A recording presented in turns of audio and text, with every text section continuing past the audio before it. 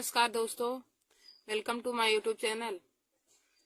दोस्तों, आज मैं क्लास 10th और क्लास 12th के और सभी कंपटीशन की परीक्षाओं के लिए हिंदी में महत्वपूर्ण टॉपिक लेकर आई हूँ। तो आज का हमारा टॉपिक है अलंकार। देखिए दोस्तों, अलंकार क्लास 10 और क्लास 12 और सभी कंपटीशन की परीक्षाओं में भी पूछा जाता है। तो आप लोग हमारे इस वीडियो को जरूर देख लीजिए। तो देखिए दोस्तों, आज मैं आप लोगों को बताऊंगी अलंकार की परिभाषा और अलंकार के प्रकार होते कितने हैं और उन सभी की भी परिभाषा बताऊंगी। तो आप लोग हेडिंग डालिएगा अलंकार। तो देखिए दोस्तों, अलंकार का अर्थ हो जाएगा कि इसकी परिभाषा हो जाएगा काव्य की शोभा बढ़ाने वाले शब्दों को अलंकार कहते हैं। काव्य की शोभा बढ़ाने वाले शब्दों को अलंकार कहते हैं। देखिए दोस्तों, जिस प्रकार स्त्री आभूषण को धारण करने पर अच्छी लगती है, उसी प्रकार अलंकार का प्रयोग वर्णों में करने पर उसकी शोभा बढ़ जाती है। तो हो जाएगा कि काव्य की शोभा बढ़ाने वाले शब्दों को या तथ्यों को अलंकार कहते हैं। अब देखिए दोस्तों, अलंकार का संधि विच्छेद हो जाएगा अलम प्लस कार। अलंकार का संधि विच्छेद हो जाएगा अलम प्लस कार। देखिए दोस्तों, कभी कभी अलंकार का संधि विच्छेद भी पूछ लिया जाता है, तो आप लोग जान लीजिए कि अलंकार का संधि विच्छेद हो जाएगा अलम प्लस कार। अब हम देखेंगे कि अलंकार के भेद, अलंकार के कितने प्रकार होते हैं। तो देखिए दोस्तों, हो जाएगा अलंकार के 2 प्रकार होते हैं। अलंकार 2 प्रकार के होते हैं। नंबर 1 हो जाएगा शब्दालंकार और नंबर 2 हो जाएगा अर्थालंकार। देखिए दोस्तों, अलंकार 2 प्रकार के होते हैं। नंबर 1 शब्दालंकार और नंबर 2 हो जाएगा अर्थालंकार। अब हम देखेंगे कि शब्दालंकार किसे कहते हैं और अर्थालंकार किसे कहते हैं। तो आप लोग हेडिंग बना लीजिए। नंबर 1 शब्दालंकार। तो इसमें लिखेंगे जहाँ पर शब्दों के माध्यम से काव्य में शोभा बढ़ाई जाए। जहाँ पर शब्दों के माध्यम से काव्य में शोभा बढ़ाई जाए उसे शब्दालंकार कहते हैं। देखिए दोस्तों, शब्दालंकार का परिभाषा हो जाएगा जहाँ पर शब्दों के माध्यम से काव्य में शोभा बढ़ाई जाए उसे शब्दालंकार कहते हैं। और शब्दालंकार मुख्य रूप से 3 प्रकार के होते हैं। देखिए दोस्तों, शब्दालंकार में हो जाएगा कि जहाँ पर शब्दों के माध्यम से काव्य में शोभा बढ़ाई जाए उसे शब्दालंकार कहते हैं। और यह मुख्य रूप से 3 प्रकार के होते हैं। शब्दालंकार मुख्य रूप से 3 प्रकार के होते हैं। नंबर 1 होता है अनुप्रास अलंकार, नंबर 2 यमक अलंकार और नंबर 3 श्लेष अलंकार होते हैं। देखिए दोस्तों, शब्दालंकार के भी 3 भेद होते हैं। नंबर 1 अनुप्रास अलंकार, नंबर 2 यमक अलंकार और नंबर 3 श्लेष अलंकार होते हैं। तो शब्दालंकार वह अलंकार होता है जहाँ पर शब्दों के माध्यम से काव्य में शोभा बढ़ाई जाए उसे शब्दालंकार कहते हैं। और शब्दालंकार मुख्य रूप से 3 प्रकार के होते हैं। नंबर 1 अनुप्रास अलंकार, नंबर 2 यमक अलंकार और नंबर 3 श्लेष अलंकार होता है। अब दोस्तों, आप लोग हेडिंग बना लीजिए कि अनुप्रास अलंकार किसे कहते हैं। तो हेडिंग बना के आप लिखिएगा अनुप्रास अलंकार। और देखिए दोस्तों, यह अलंकार भी हर बार ही बोर्ड एग्जाम की परीक्षा में पूछा जाता है कि अनुप्रास अलंकार किसे कहते हैं। तो देखिए दोस्तों, अनुप्रास अलंकार की परिभाषा हो जाएगा जिस अलंकार में एक ही वर्ण की आवृत्ति बार बार हो। जिस अलंकार में एक ही वर्ण की आवृत्ति बार बार हो उसे अनुप्रास अलंकार कहते हैं। देखिए दोस्तों, जिस अलंकार में एक ही वर्ण बार बार आवे या एक ही वर्ण की आवृत्ति बार बार हो उसे अनुप्रास अलंकार कहते हैं। अब हम इसका उदाहरण देखेंगे। तो जैसे में लिखे हैं यहाँ पे, देखिए तरनी तनुजा टट तमाल तरुअर बहु छावे। तरनी तनुजा टट तमाल तरुअर बहु छावे। देखिए दोस्तों, इस उदाहरण में ता वर्ण की आवृत्ति बार बार हुई है, इसलिए हम कह सकते हैं कि यह अनुप्रास अलंकार का उदाहरण है। देखिए दोस्तों, तरनी तनुजा टट तमाल तरुअर बहु छावे में इसमें पहला वर्ण सब में ताता है और ताता वर्ण की आवृत्ति बार बार हुई है, इसलिए हम इस उदाहरण से कह सकते हैं कि यह उदाहरण हमारा अनुप्रास अलंकार का है। और देखिए दोस्तों, दूसरा उदाहरण है फूलन में कलियन में कछारन में कुंजन में क्यारिन में कलियन में काली कली खिलत है।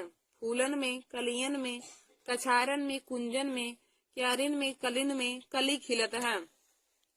तो इसमें भी हमारे का वर्ण की आवृत्ति बार बार हुई है। दूसरे दूसरे उदाहरण में का वर्ड की आवृत्ति बार बार हुई है, तो इसको भी हम कह सकते हैं कि यह अनुप्रास अलंकार का उदाहरण है। तो देखिए दोस्तों, अनुप्रास अलंकार वह अलंकार होता है जिसमें एक ही वर्ण की आवृत्ति बार बार होती है। जिसमें एक ही वर्ण की आवृत्ति बार बार होती है उसे अनुप्रास अलंकार कहा जाता है। और अनुप्रास अलंकार का उदाहरण हो जाएगा तरनी तनुजा टट तमाल तरुअर बहु छावे।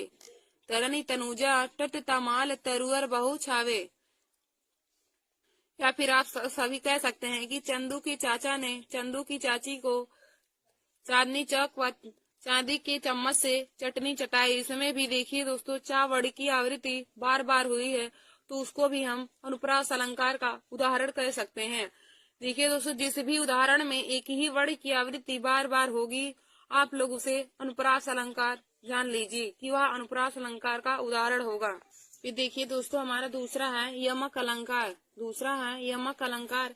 तो यमक अलंकार की परिभाषा देखेंगे कि जहाँ पर एक शब्द दो या दो से अधिक बार आवे। जिस उदाहरण में या जिस अलंकार में एक शब्द दो या दो से अधिक बार आवे लेकिन दोनों बार उनका अर्थ अलग अलग हो, उसे हम यमक अलंकार कहते हैं। देखिए दोस्तों, यमक अलंकार की परिभाषा हो जाएगा कि जहाँ पर या फिर जिस अलंकार में एक शब्द दो या दो से अधिक बार आवे लेकिन दोनों बार उनका अर्थ अलग अलग हो, उसे यमक अलंकार कहते हैं। देखिए दोस्तों, यमक अलंकार क्या होता है कि जिस उदाहरण में या जिस अलंकार में एक शब्द दो बार आए लेकिन दोनों बार उनका अर्थ अलग अलग हो जाए। जैसे कोई एक ही शब्द दो बार आए, एक ही बार आए लेकिन दोनों बार उनका अर्थ अलग अलग हो, तो उसे हम यमक अलंकार कहते हैं। देखिए दोस्तों, यहाँ पे जैसे हमने उदाहरण लिया है कि तीन बेर खाती है कि तीन बेर खाएगी। तीन बेर खाती है कि तीन बेर खाएगी। अब देखिए दोस्तों, इसके स्पष्टीकरण में हो जाएगा। इस उदाहरण के स्पष्टीकरण में देखिए, यहाँ पे बेर शब्द दो बार आया है। यहाँ पर बेर शब्द दो बार आया है और देखिए दोस्तों, दोनों बार बेर का अर्थ अलग हो जाएगा। एक बेर का अर्थ हो जाएगा समय और एक बेर का अर्थ हो जाएगा खाने वाला बेर। एक बेर का अर्थ समय हो जाएगा और दूसरे बेर का अर्थ हो जाएगा खाने वाला।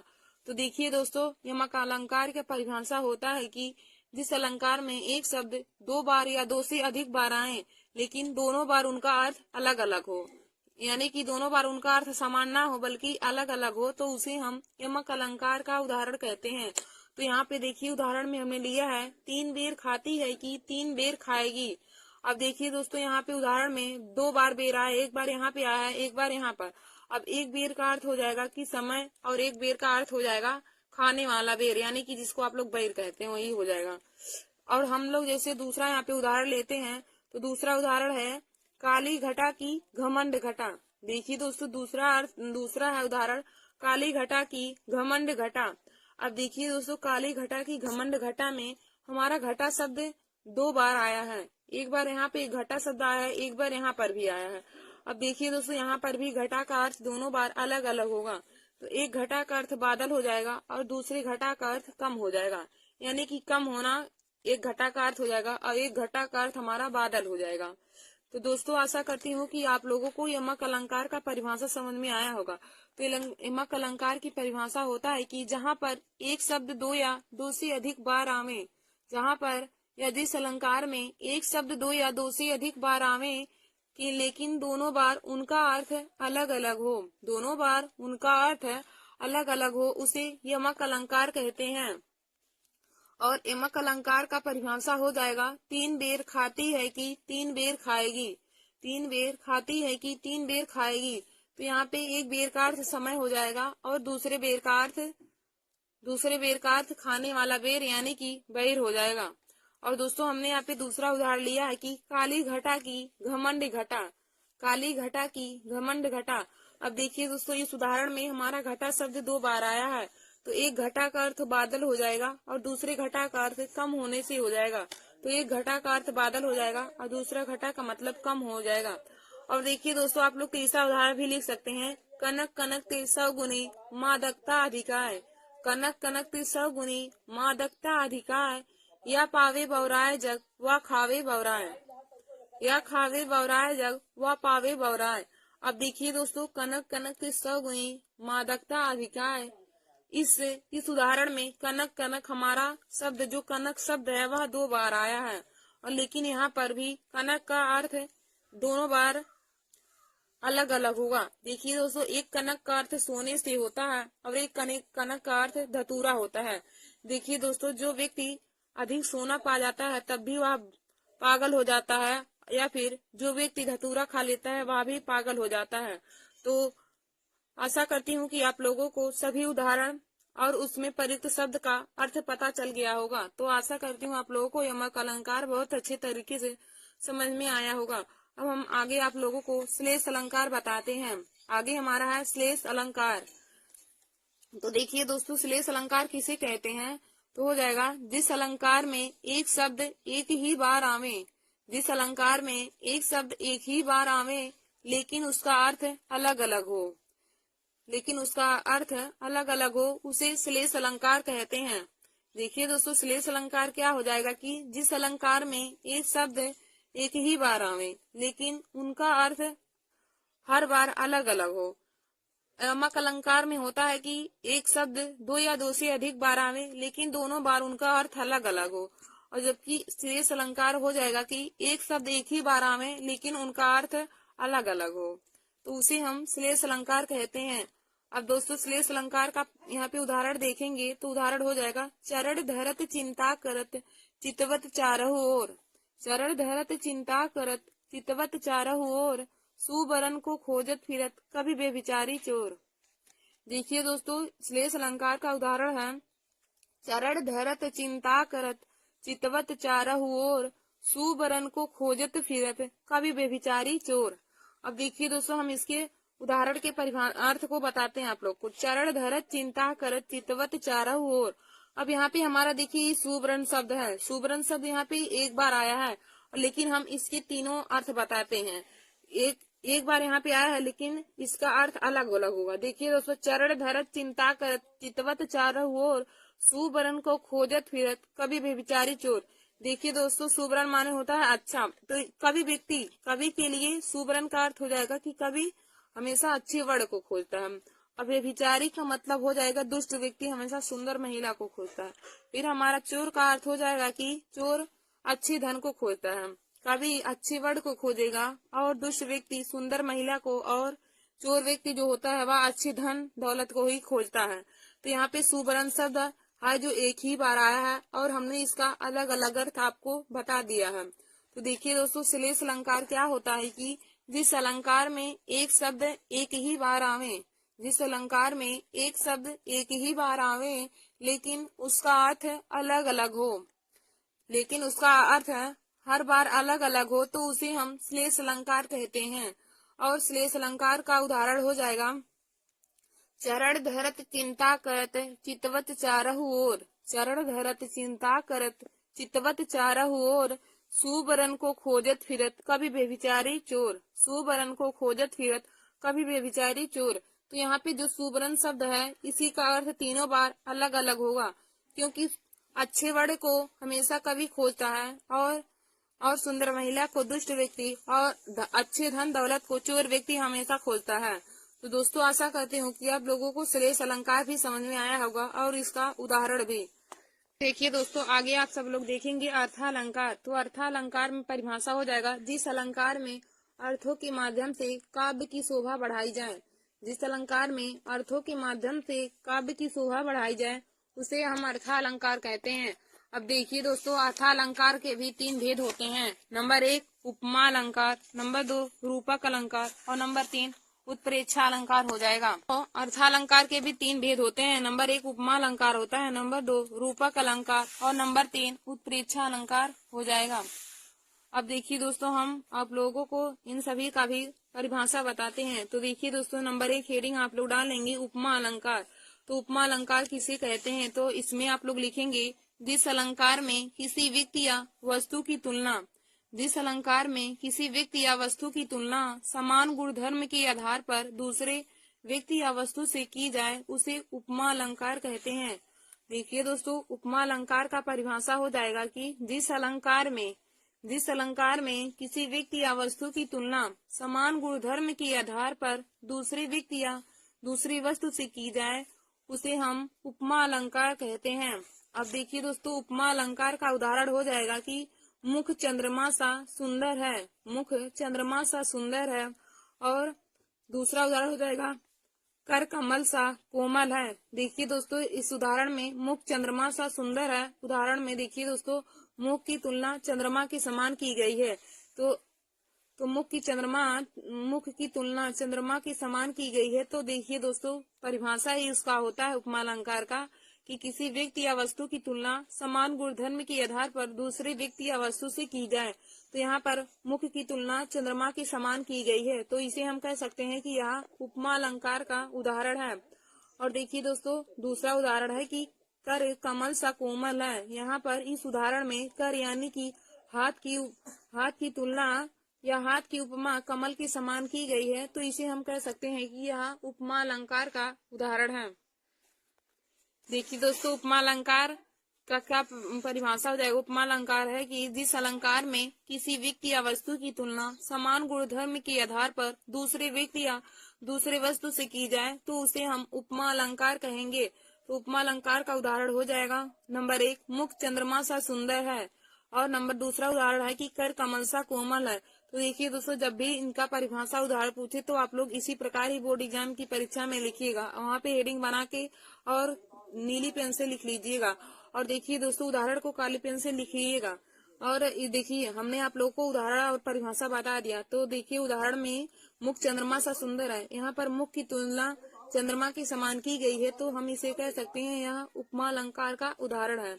और दूसरे उदाहरण में कहा है कि कर कमल सा कोमल है, यानी कि हाथ की तुलना कमल के समान की गई है, तो इसे भी हम उपमा अलंकार का उदाहरण कह सकते हैं।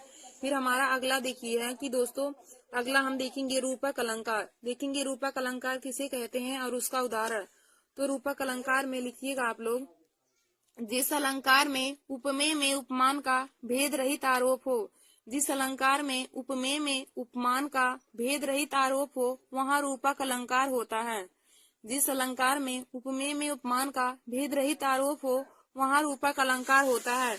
और देखिए दोस्तों, रूपक अलंकार का उदाहरण हो जाएगा चरण कमल बंदो हरिराई। चरण कमल बंदो हरिराई। देखिए दोस्तों, यह उदाहरण बहुत ही इम्पोर्टेंट है, क्योंकि यह उदाहरण हर कंपटीशन की परीक्षाओं में देकर पूछ लेता है कि चरण कमल बंदो हरिराई में कौन सा अलंकार है। तो देखिए दोस्तों, चरण कमल बंदो हरिराई में रूपक अलंकार है। यह हर कंपटीशन की परीक्षा में पूछा जाता है। उदाहरण तो आप लोग इसे बहुत अच्छे तरीके से पहचान लीजिए और इसे अपने कॉपी में नोट कर लीजिए कि चरण कमल बंदो हरिराई में रूपक अलंकार है।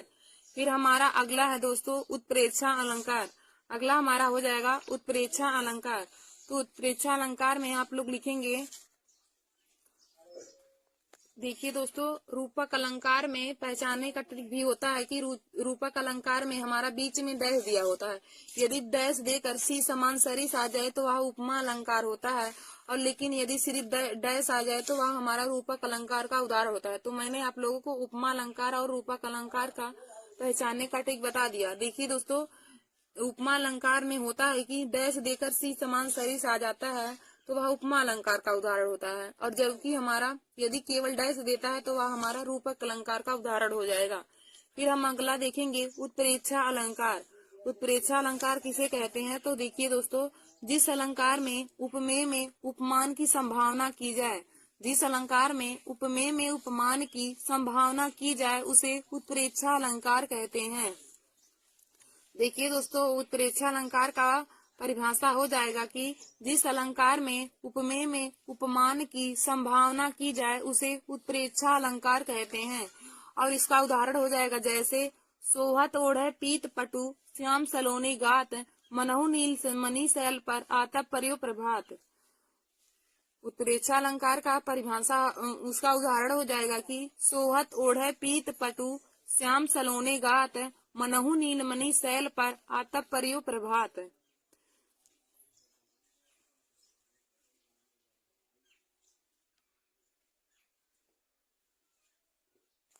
देखिए दोस्तों, उत्प्रेक्षा अलंकार का परिभाषा हो जाएगा कि जिस अलंकार में उपमेय में उपमान की संभावना की जाए तो उसे हम उत्प्रेक्षा अलंकार कहते हैं। तो इस अलंकार में भी हमारा उपमेय में उपमान की संभावना की गई है। इस उदाहरण में उपमेय में उपमान की संभावना की गई है, तो हम कह सकते हैं कि यह हमारा उत्प्रेक्षा अलंकार का उदाहरण है। तो उत्प्रेक्षा अलंकार का परिभाषा हमने आप लोग को बताया कि जिस अलंकार में उपमेय में उपमान की संभावना की जाए उसे उत्प्रेक्षा अलंकार कहते हैं। और इसका उदाहरण हो जाएगा कि सोहा तोड़े पीत पटु श्याम सलोने गात मनहु नीन मनी सैल पर आतप पर्यो प्रभात। तो दोस्तों आशा करती हूँ कि आप लोगों को उत्प्रेक्षा अलंकार का परिभाषा और उदाहरण समझ में आया होगा। तो आज मैंने आप सभी लोगों को अलंकार के बारे में बताया। उसमें अलंकार की मैंने आप लोग को परिभाषा बताया। और देखिए दोस्तों, अलंकार का संधि विच्छेद आप लोग अपने कॉपी में जरूर नोट कर लीजिए, क्योंकि यह हर कंपटीशन की परीक्षाओं में पूछ लेता है कि अलंकार का संधि विच्छेद क्या होता है। तो अलंकार का संधि विच्छेद हो जाएगा अलम प्लस कार। और देखिए दोस्तों, बताया कि अलंकार के प्रकार, तो अलंकार दो प्रकार के होते हैं। नंबर 1 शब्दालंकार और नंबर 2 अर्थालंकार। अब देखिए दोस्तों, हमने आप लोग को बताया कि शब्दालंकार किसे कहते हैं और अर्थालंकार किसे कहते हैं। तो शब्दालंकार में बताया कि जहाँ पर या जिस अलंकार में शब्दों के माध्यम से काव्य में शोभा बढ़ाई जाए, जिस अलंकार में शब्दों के माध्यम से काव्य में शोभा बढ़ाई जाए उसे हम शब्दालंकार कहते हैं।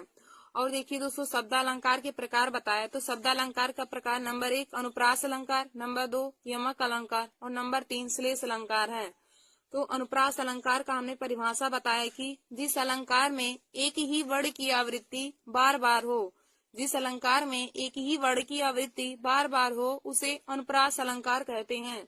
और अनुप्रास अलंकार का उदाहरण बताया दोस्तों आप लोगों को कि तरनी तनुजा टट तमाल तरुअर बहु छावे, तरनी तनुजा टट तमाल तरुअर बहु छावे। और देखिए दोस्तों, इसके स्पष्टीकरण में आप सब लिख सकते हैं कि उपयुक्त उदाहरण में तावड़ी की आवृत्ति बार बार हुई है, इसलिए हम इसे अनुप्रास अलंकार का उदाहरण कर सकते हैं। देखिए दोस्तों, तरनी तनुजा टट तमाल तरुअर बहु छावे में तावड़ी की आवृत्ति बार बार हुई है, इसलिए हम कह सकते हैं कि यह अनुप्रास अलंकार का उदाहरण है।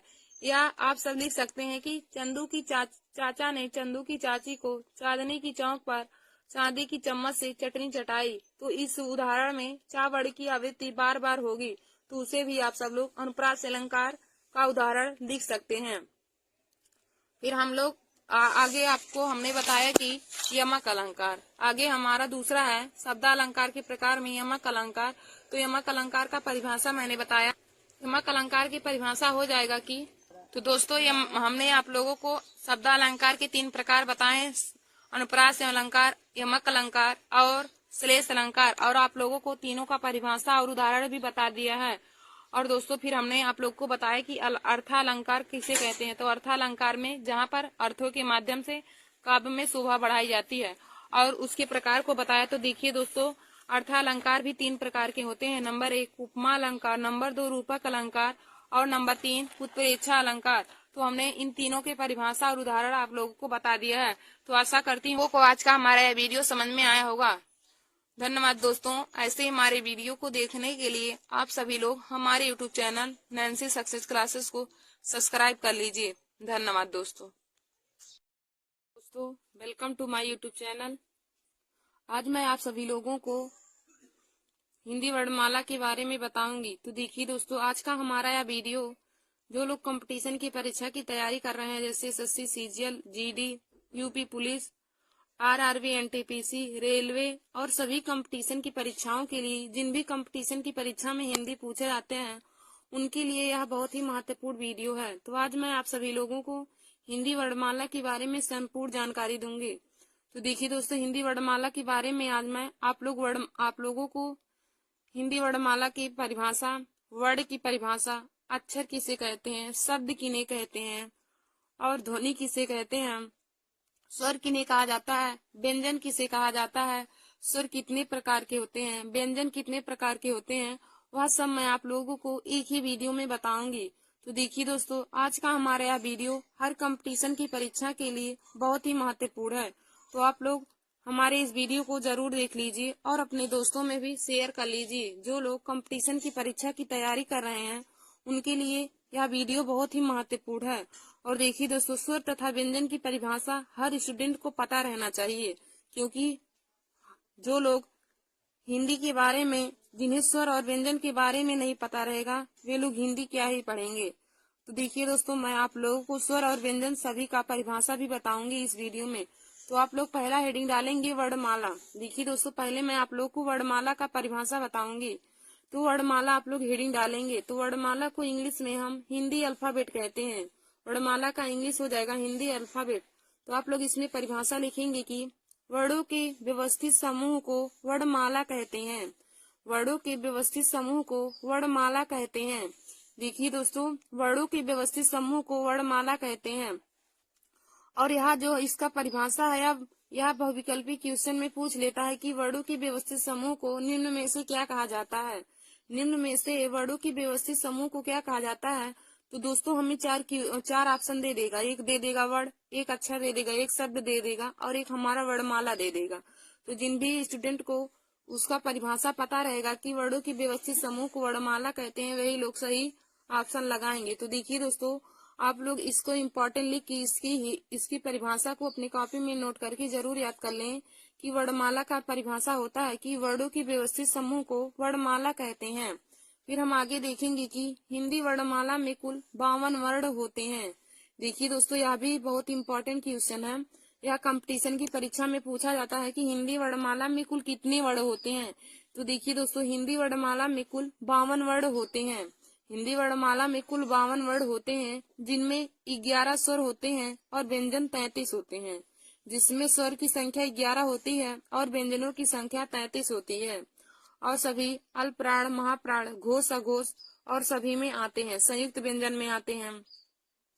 तो देखिए दोस्तों, हिंदी वर्णमाला में हमारे वर्ण 52 हो जाएंगे। हिंदी वर्णमाला में कुल 52 वर्ण हो जाएंगे, जिनमें मुख्यतः स्वर 11 होते हैं और व्यंजन 33 होते हैं। और देखिए दोस्तों, उसके बाद जो शेष बचे होते हैं उनमें अयोगवाह हो जाते हैं और हमारे उच्छिप्त व्यंजन भी हो जाते हैं और संयुक्त व्यंजन भी, छत्रांग आसरा जो आते हैं वे संयुक्त व्यंजन में ही आते हैं।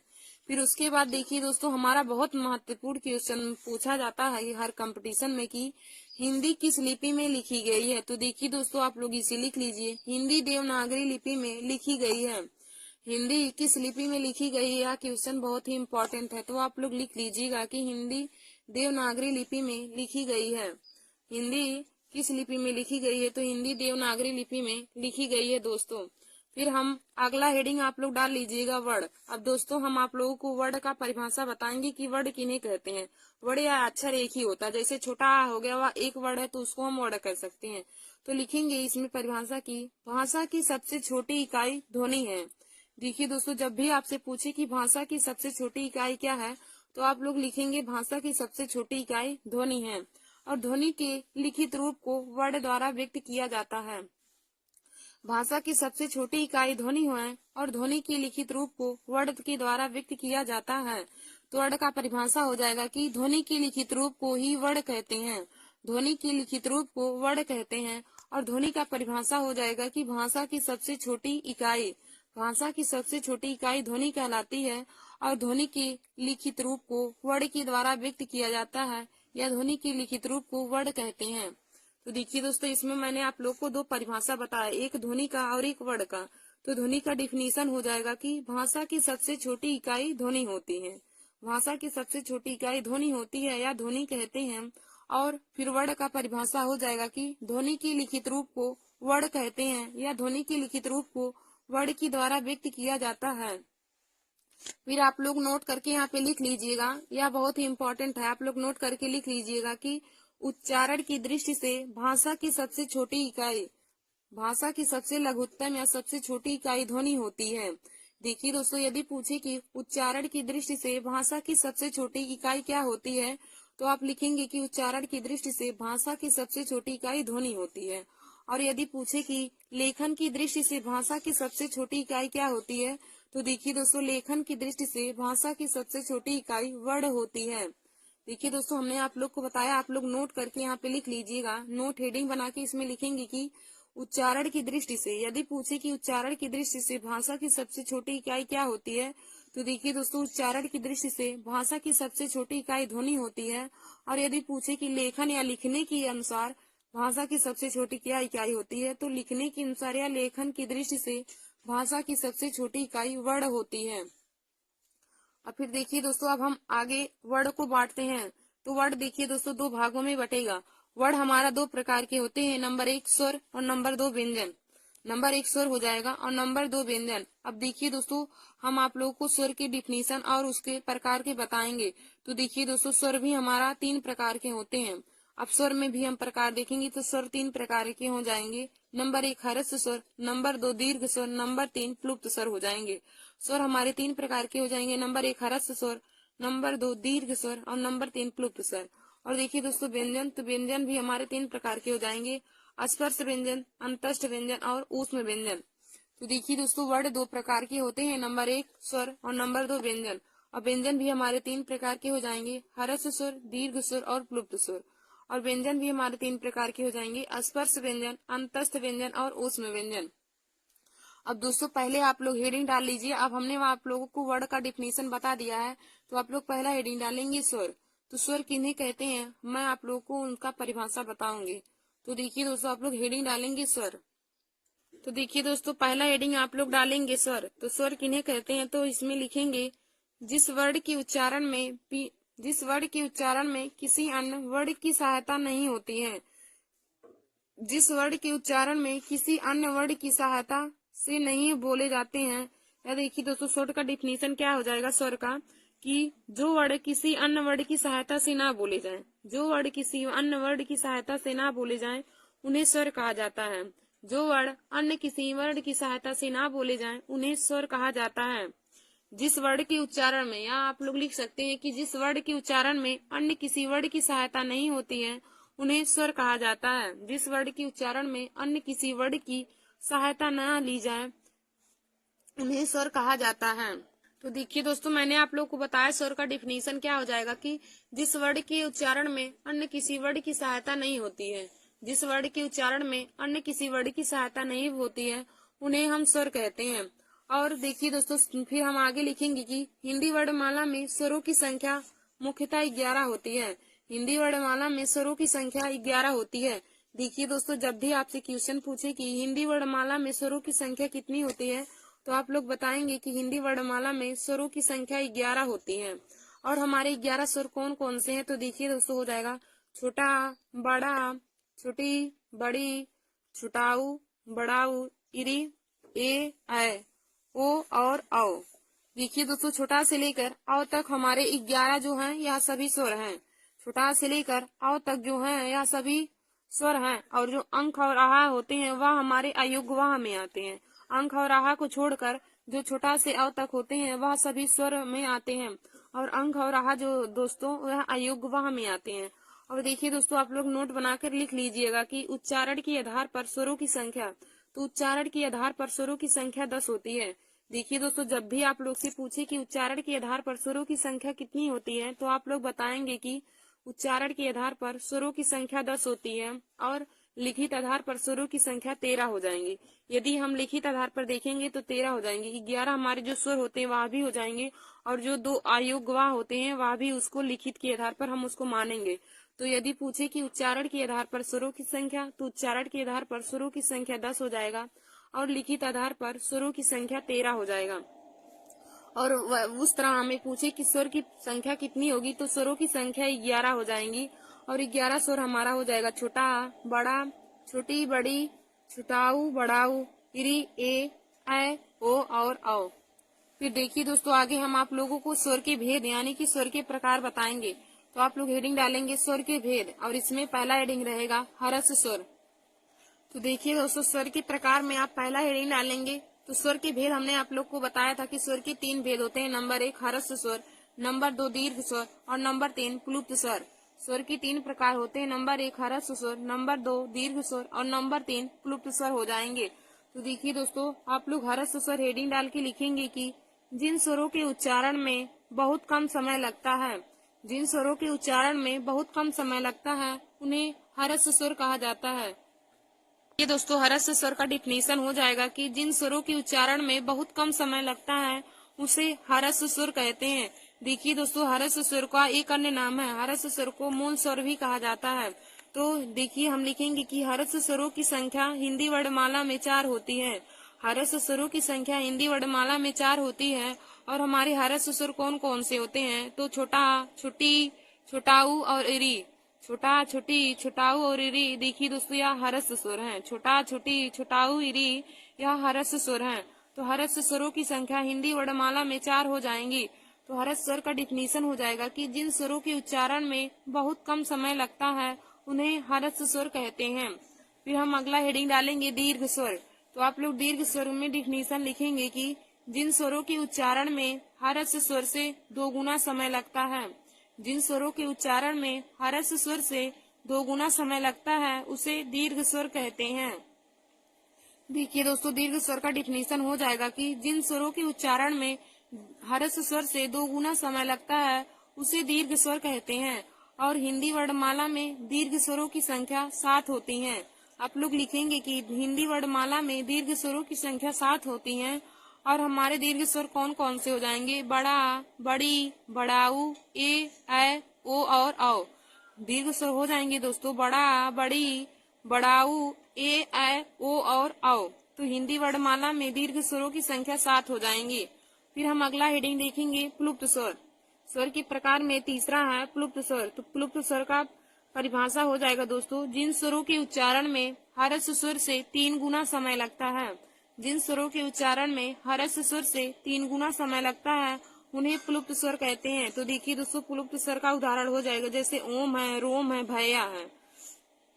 तो देखिए दोस्तों मैंने आप लोगों को हरस स्वर, दीर्घ स्वर और प्लुप्त स्वर ये तीनों स्वर के प्रकार है उनको भी बता दिया है। तो देखिए दोस्तों हरस स्वर क्या होते हैं कि जिन स्वरों के उच्चारण में बहुत कम समय लगता है उसे हरस स्वर कहते हैं। और हरस स्वर का एक नाम मान्य होता है। तो हरस स्वर को मूल स्वर भी कहा जाता है। देखिए दोस्तों कभी कभी कंपटीशन की परीक्षा में पूछता है कि मूल स्वरों की संख्या कितना होती है। तो देखिए दोस्तों मूल स्वरों की संख्या 4 होती है। मूल स्वर को ही हरस स्वर कहते हैं। तो मूल स्वरों की संख्या 4 हो जाएंगी। मूल स्वर हमारे होते हैं छोटा, छोटी, छोटाऊ और इरी। मूल स्वर होते हैं छोटा, छोटी, छोटाऊ और इरी। फिर हमारा दूसरा हेडिंग हो जाएगा कि दीर्घ स्वर। तो दीर्घ स्वर क्या होते हैं? जिन स्वरों के उच्चारण में हरस स्वर से 2 गुना समय लगता है। और देखिए दोस्तों दीर्घ स्वरों की संख्या हिंदी वर्णमाला में 7 होती है। फिर हमारा अगला हो जाएगा प्लुप्त स्वर। तो प्लुप्त स्वर का परिभाषा क्या हो जाएगा कि जिन वर्णों के उच्चारण में हरस स्वर से 3 गुना समय लगता है। जिन स्वरों के उच्चारण में हरस स्वर से 3 गुना समय लगता है उन्हें प्लुप्त स्वर कहलाता है। तो देखिए दोस्तों आप लोग इसे अपने कॉपी में नोट कर लीजिएगा। हरस स्वर, दीर्घ स्वर और प्लुप्त स्वर के बारे में आप लोग इनका डिफिनीशन भी लिख लीजिएगा।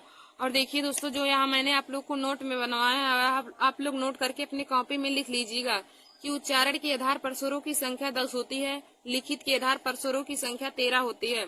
धन्यवाद दोस्तों। ऐसे ही हमारे वीडियो को देखने के लिए आप सभी लोग हमारे YouTube channel Nancy success classes को सब्सक्राइब कर लीजिए। दोस्तों आगे हम आप लोगों के लिए एक दूसरा वीडियो बनाएंगे जिसमें हम आप लोगों को व्यंजन के प्रकार, संयुक्त व्यंजन, ऊष्म व्यंजन, अंतस्थ व्यंजन उन सभी के बारे में आप लोगों को बताएंगे। तो दोस्तों आज के लिए बस इतना ही। आप लोग इसे अपनी कॉपी में जरूर नोट कर लीजिए। और देखिए दोस्तों आज का हमारा वीडियो हर कंपटीशन की परीक्षा के लिए बहुत ही महत्वपूर्ण है। तो आप लोग इसे अपने कॉपी में नोट करके इसे तैयार कर लीजिएगा। धन्यवाद दोस्तों। नमस्कार दोस्तों, welcome to my YouTube channel. आज मैं आप सभी लोगों को हिंदी में मोस्ट इम्पोर्टेंट टॉपिक बताऊंगी। तो देखिए दोस्तों आज का यह वीडियो हमारा SSC GD, RRB, NTPC, railway police, UP police और सभी कंपटीशन की परीक्षाओं के लिए है। देखिए दोस्तों सभी प्रतियोगी परीक्षाओं में हमें स्पर्श व्यंजन, अंतस्थ व्यंजन, ऊष्म व्यंजन एवं संयुक्त व्यंजन के बारे में पूछा जाता है। तो दोस्तों आज मैं आप सभी लोगों को इन्हीं सभी का डिफिनीशन और उनकी संख्या कितनी होती है उन सभी को बताऊंगी। तो दोस्तों आप लोग हमारे इस वीडियो को जरूर देख लीजिए और अपने दोस्तों में भी शेयर कर लीजिए। तो देखिए दोस्तों पहले हम आप लोगों को बताएंगे इन सभी लोगों का डिफिनीशन और वे कितने प्रकार के होते हैं, उनकी कितनी संख्या होती है, उन सभी को मैं बताऊंगी। तो दोस्तों पहले आप देखिए, आप हेडिंग डालेंगे स्पर्श व्यंजन। आप लोगों को मैं पहले बताऊंगी कि स्पर्श व्यंजन किन्हें कहा जाता है। तो आप लोग हेडिंग डाल लीजिए स्पर्श व्यंजन। तो इनका डिफिनीशन लिखेंगे कि जिन व्यंजनों का उच्चारण करते समय हवा, कंठ तालु, मूर्धा, दांत एवं ओष्ठों का स्पर्श करके मुख से बाहर आती है।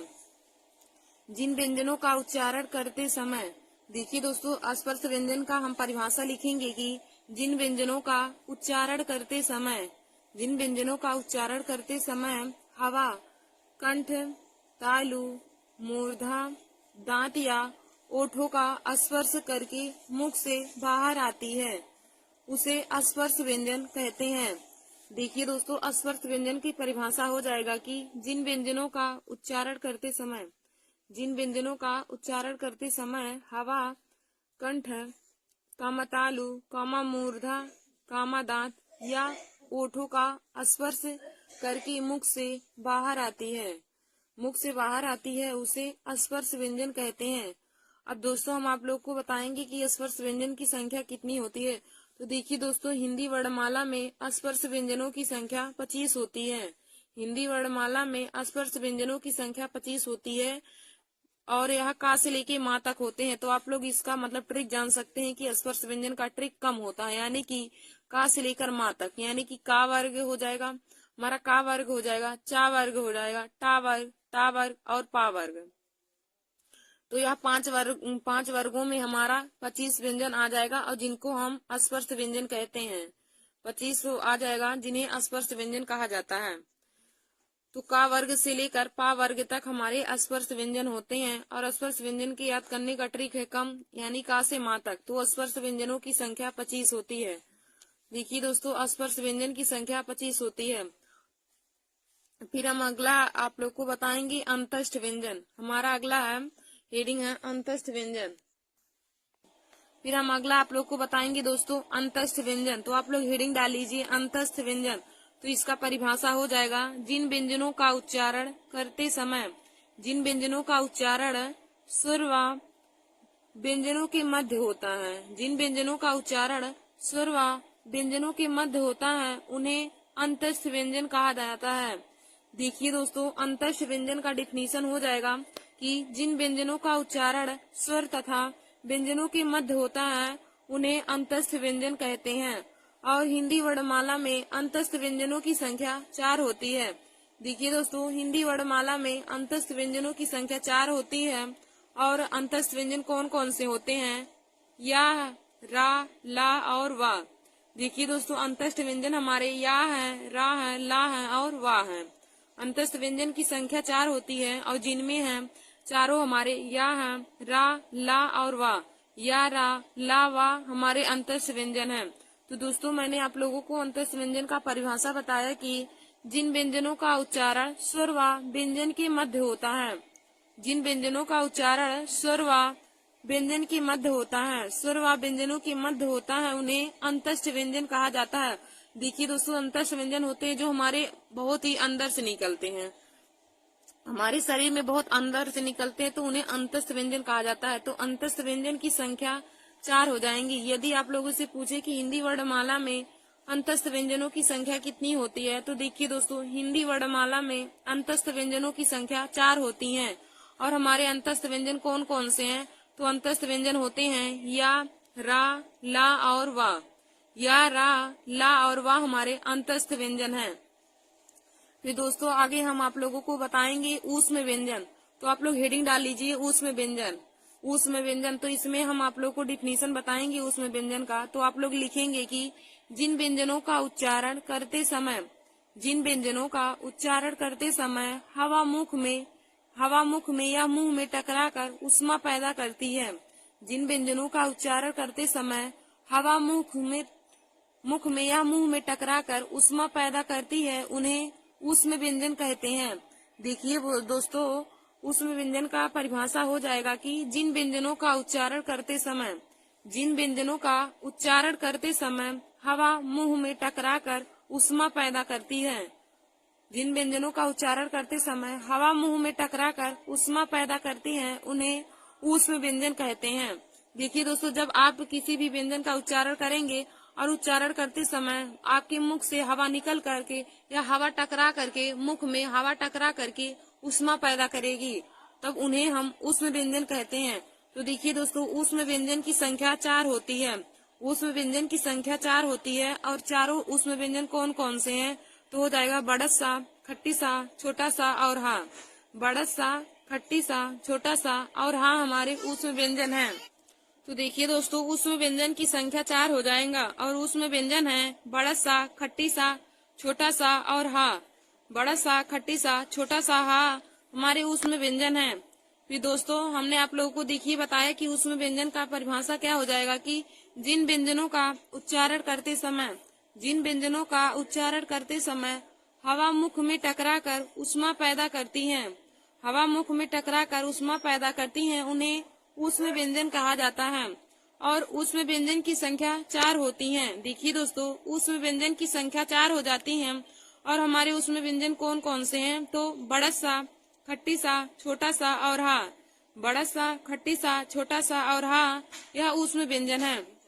अब दोस्तों आगे मैं आप लोगों को बताऊंगी संयुक्त व्यंजन। तो आप लोग हेडिंग डाल लीजिए संयुक्त व्यंजन। तो आप लिखेंगे कि दो अलग अलग व्यंजनों के योग से बने व्यंजनों को संयुक्त व्यंजन कहते हैं। दो अलग अलग व्यंजनों के योग से बने व्यंजनों को संयुक्त व्यंजन कहते हैं। देखिए दोस्तों, संयुक्त व्यंजन का परिभाषा हो जाएगा कि दो अलग अलग व्यंजनों के संयोग से बने व्यंजनों को संयुक्त व्यंजन कहते हैं। और संयुक्त व्यंजन की संख्या 4 होती है। देखिए दोस्तों, हिंदी वर्णमाला में संयुक्त व्यंजनों की संख्या 4 होती है। और संयुक्त व्यंजन का परिभाषा होता है कि दो अलग अलग व्यंजनों के संयोग से बने व्यंजन को संयुक्त व्यंजन कहते हैं। और संयुक्त व्यंजन की संख्या 4 होती है। और संयुक्त व्यंजन हमारे कौन कौन से हो जाएंगे? छ, त्र, ज्ञ और स्र। तो संयुक्त व्यंजन की संख्या हिंदी वर्णमाला में 4 होती है। और हमारे संयुक्त व्यंजन कौन कौन से हैं? तो दोस्तों छत्र हैं, त्र हैं, ज्ञ और स्र। छत्र, त्र, ज्ञ और स्र संयुक्त व्यंजन है। अब देखिए दोस्तों, हम देखेंगे कि संयुक्त व्यंजन हमारे किन किन व्यंजनों के योग से बनते हैं। तो यह बहुत ही इम्पोर्टेंट टॉपिक है। संयुक्त व्यंजन का जो योग होता है उनके बारे में हमें बहुविकल्पी क्वेश्चन में दिया रहता है कि छत्र किन किन व्यंजनों के योग से बनता है या फिर त्र किन किन व्यंजनों के योग से बनता है। तो देखिए दोस्तों, मैं आप लोगों को ऐसा भी बता देती हूँ। तो देखिए दोस्तों, छत्र जो हमारा होता है तो किसके संयोग से बनता है, यानी कि किस व्यंजन के संयोग से बनता है। तो देखिए दोस्तों, जो छत्र है वह आधा का और खट्टी सा के संयोग से बनता है। जो छत्र होता है आधा का और खट्टी सा के संयोग से बनता है। और हमारा जो त्र है वह आधा ता और रा के संयोग से बनता है। जो त्र है वह आधा ता और रा के संयोग से बनता है। फिर हम आगे देखेंगे ज्ञ। तो देखिए दोस्तों, ज्ञ आधा जा प्लस इया के संयोग से बनता है। ज्ञ जो है वह आधा जा प्लस इया के संयोग से बनता है। अब हम आगे देखेंगे स्रा। तो देखिए दोस्तों, स्रा बड़ा सा आधा बड़ा सा और रा के संयोग से स्रा बनता है। जो स्रा है वह आधा बड़ा सा और रा के संयोग से बनता है। तो दोस्तों, मैंने आप लोग को संयुक्त व्यंजन का परिभाषा बताया कि दो अलग अलग व्यंजनों की संयोग से बने व्यंजनों को संयुक्त व्यंजन कहते हैं। दो अलग अलग व्यंजनों की संयोग से बने व्यंजनों को संयुक्त व्यंजन कहते हैं। और हिंदी वर्णमाला में संयुक्त व्यंजनों की संख्या 4 होती है। देखिए दोस्तों, एक संयुक्त स्वर भी होता है और एक संयुक्त व्यंजन होता है। तो हिंदी वर्णमाला में संयुक्त व्यंजनों की भी संख्या 4 होती है और संयुक्त स्वरों की भी संख्या 4 होती है। तो संयुक्त व्यंजन हमारे छ, त्र, ज्ञ और स्र होते हैं। और जबकि संयुक्त स्वर ए, ऐ, ओ और औ होते हैं। ध्यान दीजिए दोस्तों आप इस बात पर कि संयुक्त स्वर और संयुक्त व्यंजन हमारे 2 टॉपिक हैं। हिंदी वर्णमाला में संयुक्त व्यंजनों की संख्या भी 4 होती है और संयुक्त स्वरों की भी संख्या 4 होती है। तो संयुक्त स्वर हमारे ए, ऐ, ओ, औ होते हैं। तो आप लोग लिख लीजिएगा कि संयुक्त स्वर हमारे 4 होते हैं, ए, ऐ, ओ और औ। और संयुक्त व्यंजनों की भी संख्या 4 होती है। तो संयुक्त व्यंजन हमारे होते हैं छ, त्र, ज्ञ और स्र। देखिए दोस्तों, संयुक्त व्यंजन होते हैं छ, त्र, ज्ञ और स्र। तो आशा करती हूँ कि आप लोगों को संयुक्त व्यंजन और संयुक्त स्वर में अंतर पता चल गया होगा। देखिए दोस्तों, संयुक्त व्यंजन और संयुक्त स्वर दोनों की संख्या 4 होती है, लेकिन संयुक्त स्वर हमारे ए, ऐ, ओ, औ होते हैं और जबकि संयुक्त व्यंजन छ, त्र, ज्ञ और स्र होते हैं। तो देखिए दोस्तों, आज मैंने आप सभी लोगों को स्पर्श व्यंजन, अंतस्थ व्यंजन, ऊष्म व्यंजन और संयुक्त व्यंजन का परिभाषा और उनकी संख्या को बता दिया है। तो एक बार मैं फिर से आप लोगों को सभी का परिभाषा और उनकी संख्या बता देती हूँ। तो आप लोग इसे अपने कॉपी में जरूर नोट कर लीजिएगा, क्योंकि देखिए दोस्तों हर कंपटीशन की परीक्षा में जिनमें हिंदी आती है उनमें इनसे संबंधित मोस्ट इम्पोर्टेंट क्वेश्चन पूछे जाते हैं और बहुत से लोग इन्हीं सभी क्वेश्चन में फंस जाते हैं। तो दोस्तों आप लोग हमारे इस वीडियो को जरूर देख लीजिए और अपने दोस्तों में भी शेयर कर लीजिएगा। तो दोस्तों पहले आप लोग हेडिंग डालेंगे स्पर्श व्यंजन। आप लोग हेडिंग डाल लीजिए स्पर्श व्यंजन। तो स्पर्श व्यंजन का परिभाषा हो जाएगा कि जिन व्यंजनों का उच्चारण करते समय हवा कंठ, तालु, मूर्धा, दांत या ओष्ठों का स्पर्श करके मुख से बाहर आती है उसे स्पर्श व्यंजन कहते हैं। देखिए दोस्तों स्पर्श व्यंजन का परिभाषा हो जाएगा कि जिन व्यंजनों का उच्चारण करते समय हवा कंठ कामा, तालु कामा, मूर्धा कामा, दांत या ओष्ठों का स्पर्श करके मुख से बाहर आती है तो उन्हें स्पर्श व्यंजन कहते हैं। और देखिए दोस्तों हिंदी वर्णमाला में स्पर्श व्यंजन की संख्या 25 होती है। हिंदी वर्णमाला में स्पर्श व्यंजन की संख्या 25 होती है और हमारे स्पर्श व्यंजन का से लेकर माँ तक होते हैं। तो कम इसका ट्रिक है। स्पर्श व्यंजन को याद करने का ट्रिक दोस्तों आप लोग कम लिख लीजिएगा। कम यानी कि का से लेकर माँ तक हमारे जितने भी वर्ड आते हैं वह सभी स्पर्श व्यंजन होते हैं। हमारे देखिए दोस्तों कम में हमारे कौन कौन से वर्ग आ जाएंगे। स्पर्श व्यंजन की संख्या में का वर्ग आ जाएगा, चा वर्ग आ जाएगा, टा वर्ग आ जाएगा और पा वर्ग। का वर्ग, चा वर्ग, टा वर्ग, ता वर्ग और पा वर्ग, यह सभी 5 वर्ग हमारे स्पर्श व्यंजन की श्रेणी में आते हैं। इन सभी वर्गों को यानी कि 5 वर्गों को स्पर्श व्यंजन कहा जाता है। अब दोस्तों आगे हम आप लोगों को अंतस्थ व्यंजन के बारे में बताएंगे। तो आप लोग हेडिंग डाल लीजिए अंतस्थ व्यंजन। तो इसमें लिखेंगे अंतस्थ व्यंजन का परिभाषा हो जाएगा कि जिन व्यंजनों का उच्चारण स्वर व व्यंजनों के मध्य होता है, जिन व्यंजनों का उच्चारण स्वर व व्यंजनों के मध्य होता है उन्हें अंतस्थ व्यंजन कहते हैं। देखिए दोस्तों अंतस्थ व्यंजन का डिफिनीशन हो जाएगा कि जिन व्यंजनों का उच्चारण करते समय या जिन व्यंजनों का उच्चारण स्वर व व्यंजन के मध्य होता है उन्हें अंतस्थ व्यंजन कहते हैं। और हिंदी वर्णमाला में अंतस्थ व्यंजनों की संख्या 4 होती है। देखिए दोस्तों हिंदी वर्णमाला में अंतस्थ व्यंजनों की संख्या 4 होती है और हमारे अंतस्थ व्यंजन कौन कौन से हैं तो या है रा, ला और वा। या, रा, ला और वा अंतस्थ व्यंजन है। फिर हमारा अगला हमने आप लोग को बताया था ऊष्म व्यंजन। तो देखिए दोस्तों अगला ऊष्म व्यंजन है। तो आप लोग ऊष्म व्यंजन हेडिंग डाल के इसमें परिभाषा लिखेंगे कि जिन व्यंजनों का उच्चारण करते समय हवा मुख में टकराकर ऊष्मा पैदा करती है उन्हें ऊष्म व्यंजन कहते हैं। देखिए दोस्तों ऊष्म व्यंजन का परिभाषा हो जाएगा कि जिन व्यंजनों का उच्चारण करते समय हवा मुंह में टकराकर ऊष्मा पैदा करती हैं उन्हें ऊष्म व्यंजन कहते हैं। अब देखिए दोस्तों हिंदी वर्णमाला में ऊष्म व्यंजनों की संख्या 4 होती है। हिंदी वर्णमाला में ऊष्म व्यंजन की संख्या 4 होती है। तो ऊष्म व्यंजन की संख्या 4 होती है तो हमारे कौन कौन से ऊष्म व्यंजन होते हैं तो देखिए दोस्तों बड़ा सा, खट्टी सा, छोटा सा और हा। बड़ा सा, खट्टी सा, छोटा सा और हा यह हमारे ऊष्म व्यंजन है। तो ऊष्म व्यंजन की संख्या 4 होती है। फिर हम आगे देखेंगे संयुक्त व्यंजन। तो दोस्तों आप लोग हेडिंग डाल लीजिए संयुक्त व्यंजन। इसमें लिखेंगे कि 2 अलग अलग व्यंजनों के योग से बने व्यंजनों को संयुक्त व्यंजन कहते हैं। 2 अलग अलग व्यंजनों के संयोग से बने व्यंजन को संयुक्त व्यंजन कहते हैं। संयुक्त व्यंजन की संख्या 4 होती है। तो देखिए दोस्तों संयुक्त व्यंजन की संख्या 4 होती है। हिंदी वर्णमाला में संयुक्त व्यंजनों की संख्या 4 होती है। हमारे संयुक्त व्यंजन होते हैं छत्र, ज्ञ और श्राम। छत्र, ज्ञ और श्राम। अब देखिए दोस्तों हम आप लोग को बताएंगे कि संयुक्त व्यंजन किन 2 व्यंजनों के संयोग से बनते हैं। तो देखिए दोस्तों जो हमारा छत्र होता है वह आधा का और खट्टी सा के संयोग से बनता है। छत्र जो होता है वह आधा का और खट्टी सा के संयोग से बनता है। और जो त्रा होता है वह आधा ता प्लस रा के संयोग से बनता है। और जो ज्ञ है वह आधा जा प्लस इया के संयोग से बनता है। जो ज्ञ होता है वह आधा जा और इया के संयोग से बनता है।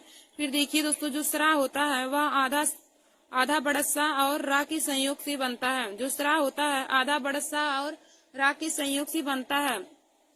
तो दोस्तों हमने आप लोग को बताया कि संयुक्त व्यंजनों की संख्या हिंदी वर्णमाला में 4 होती है। और देखिए दोस्तों, एक होता है कि संयुक्त या संयुक्त व्यंजन है और एक संयुक्त स्वर भी होता है। तो संयुक्त स्वरों की भी संख्या 4 होती है और हमारे संयुक्त स्वर ए, ऐ, ओ, औ होते हैं। तो दोस्तों आप लोग संयुक्त स्वर को भी अपने कॉपी में नोट कर लीजिएगा कि संयुक्त स्वरों की संख्या 4 होती है, जो होते हैं ए, ऐ, ओ और औ। तो देखिए दोस्तों, संयुक्त स्वर का भी वही परिभाषा हो जाएगा कि दो अलग अलग स्वरों के। देखिए संयुक्त व्यंजन में होता है कि दो अलग अलग व्यंजनों के संयोग से बने व्यंजन को संयुक्त व्यंजन कहते हैं। और संयुक्त स्वर का परिभाषा हो जाएगा कि दो अलग अलग स्वरों के संयोग से बने स्वरों को संयुक्त स्वर कहते हैं। और संयुक्त स्वरों की भी संख्या हिंदी वर्णमाला में 4 होती है। तो संयुक्त स्वर होते हैं ए, ऐ, ओ और औ। तो देखिए दोस्तों, आप लोग इम्पोर्टेंट टॉपिक में लिख लीजिएगा कि स्पर्श व्यंजनों की संख्या। तो स्पर्श व्यंजन की संख्या हिंदी वर्णमाला में 25 होती है। हिंदी वर्णमाला में स्पर्श व्यंजन की संख्या 25 होती है। तो हमारे स्पर्श व्यंजन का से लेके माँ तक होते हैं। फिर आप लोग दूसरा लिख लीजिएगा कि अंतस्थ व्यंजन। फिर देखिए दोस्तों, अंतस्थ व्यंजन। तो अंतस्थ व्यंजन की संख्या हिंदी वर्णमाला में 4 होती है। हमारे अंतस्थ व्यंजन होते हैं या, रा, ला और वा। और देखिए दोस्तों, हमारा तीसरा था कि ऊष्म व्यंजन। तो हिंदी वर्णमाला में ऊष्म व्यंजन की भी संख्या 4 होती है। हिंदी वर्णमाला में ऊष्म व्यंजन की भी संख्या 4 होती है। और ऊष्म व्यंजन हमारे कौन कौन से होते हैं? तो बड़ा सा, खट्टी सा, छोटा सा और हाँ ऊष्म व्यंजन होते हैं। फिर दोस्तों हमने आप लोग को अगला बताया कि संयुक्त व्यंजन। तो हिंदी वर्णमाला में संयुक्त व्यंजन की संख्या 4 होती है। और संयुक्त व्यंजन हमारे होते हैं छ, त्रा, ज्ञ और स्रा। और देखिए दोस्तों, हमने आप लोग को बताया संयुक्त स्वर। तो आप लोग संयुक्त स्वर भी लिख लीजिएगा अपने कॉपी में। तो संयुक्त स्वर हमारे ए, ऐ, ओ और औ होते हैं। संयुक्त स्वर ए, ऐ, ओ, औ होते हैं। और संयुक्त व्यंजन छ, त्रा, ज्ञ और स्रा होते हैं।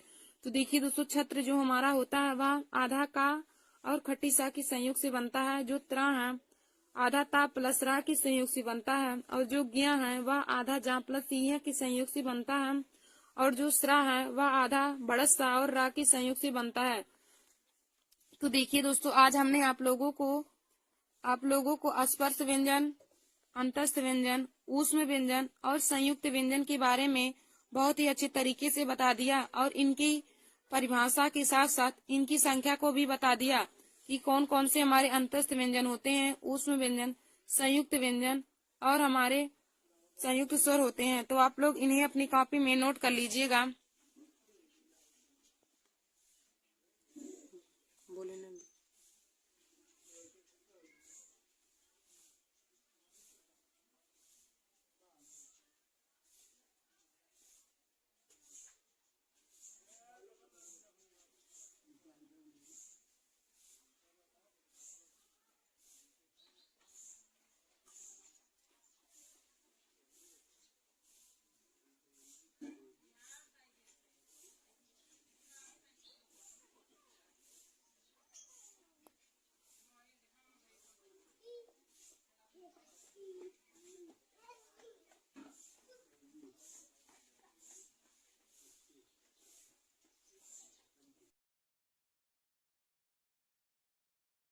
नमस्कार दोस्तों, welcome to my YouTube channel. आज मैं आप सभी लोगों को हिंदी में मोस्ट इम्पॉर्टेंट टॉपिक बताऊंगी। तो देखिए दोस्तों, आज का यह वीडियो हमारा SSC GD, RRB, NTPC, railway police, UP police और सभी कंपटीशन की परीक्षाओं के लिए है। देखिए दोस्तों, सभी प्रतियोगी परीक्षाओं में हमें स्पर्श व्यंजन, अंतस्थ व्यंजन, ऊष्म व्यंजन एवं संयुक्त व्यंजन के बारे में पूछा जाता है। तो दोस्तों, आज मैं आप सभी लोगों को इन्हीं सभी का डिफिनीशन और उनकी संख्या कितनी होती है उन सभी को बताऊंगी। तो दोस्तों, आप लोग हमारे इस वीडियो को जरूर देख लीजिए और अपने दोस्तों में भी शेयर कर लीजिए। तो देखिए दोस्तों, पहले हम आप लोगों को बताएंगे इन सभी लोगों का डिफिनीशन और वे कितने प्रकार के होते हैं, उनकी कितनी संख्या होती है, उन सभी को मैं बताऊंगी। तो दोस्तों, पहले आप देखिए, आप हेडिंग डालेंगे स्पर्श व्यंजन। आप लोगों को मैं पहले बताऊंगी कि स्पर्श व्यंजन किन्हें कहा जाता है। तो आप लोग हेडिंग डाल लीजिए स्पर्श व्यंजन। तो इनका डिफिनीशन लिखेंगे कि जिन व्यंजनों का उच्चारण जिन व्यंजनों का उच्चारण करते समय हवा कंठ तालु मूर्धा दांत एवं ओष्ठों का स्पर्श करके मुख से बाहर आती है। जिन व्यंजनों का उच्चारण करते समय, देखिए दोस्तों स्पर्श व्यंजन का हम परिभाषा लिखेंगे कि जिन व्यंजनों का उच्चारण करते समय, जिन व्यंजनों का उच्चारण करते समय हवा कंठ तालु मूर्धा दांत या ओठों का स्पर्श करके मुख से बाहर आती है, उसे स्पर्श व्यंजन कहते हैं। देखिए दोस्तों स्पर्श व्यंजन की परिभाषा हो जाएगा कि जिन व्यंजनों का उच्चारण करते समय, जिन व्यंजनों का उच्चारण करते समय हवा कंठ कामा तालु कामा मूर्धा कामा दांत या ओठों का स्पर्श करके मुख से बाहर आती है, मुख से बाहर आती है, उसे स्पर्श व्यंजन कहते हैं। अब दोस्तों हम आप लोग को बताएंगे कि स्पर्श व्यंजन की संख्या कितनी होती है। तो देखिए दोस्तों हिंदी वर्णमाला में स्पर्श व्यंजनों की संख्या 25 होती है। हिंदी वर्णमाला में स्पर्श व्यंजनों की संख्या 25 होती है और यह का से लेके माँ तक होते हैं। तो आप लोग इसका मतलब ट्रिक जान सकते हैं कि स्पर्श व्यंजन का ट्रिक कम होता है, यानी कि का से लेकर माँ तक, यानी कि का वर्ग हो जाएगा हमारा, का वर्ग हो जाएगा, चा वर्ग हो जाएगा, टा वर्ग, ता वर्ग और पा वर्ग। तो यह पांच वर्गों में हमारा 25 व्यंजन आ जाएगा और जिनको हम स्पर्श व्यंजन कहते हैं। 25 आ जाएगा जिन्हें स्पर्श व्यंजन कहा जाता है। तो का वर्ग से लेकर पा वर्ग तक हमारे स्पर्श व्यंजन होते हैं और स्पर्श व्यंजन की याद करने का ट्रिक है कम, यानी का से माँ तक। तो स्पर्श व्यंजनों की संख्या 25 होती है। देखिए दोस्तों स्पर्श व्यंजन की संख्या 25 होती है। फिर हम अगला आप लोग को बताएंगे अंतस्थ व्यंजन। हमारा अगला है हेडिंग है अंतस्थ व्यंजन। फिर हम अगला आप लोग को बताएंगे दोस्तों अंतस्थ व्यंजन। तो आप लोग हेडिंग डाल लीजिए अंतस्थ व्यंजन। तो इसका परिभाषा हो जाएगा जिन व्यंजनों का उच्चारण करते समय, जिन व्यंजनों का उच्चारण स्वर व व्यंजनों के मध्य होता है, जिन व्यंजनों का उच्चारण स्वर व व्यंजनों के मध्य होता है उन्हें अंतस्थ व्यंजन कहा जाता है।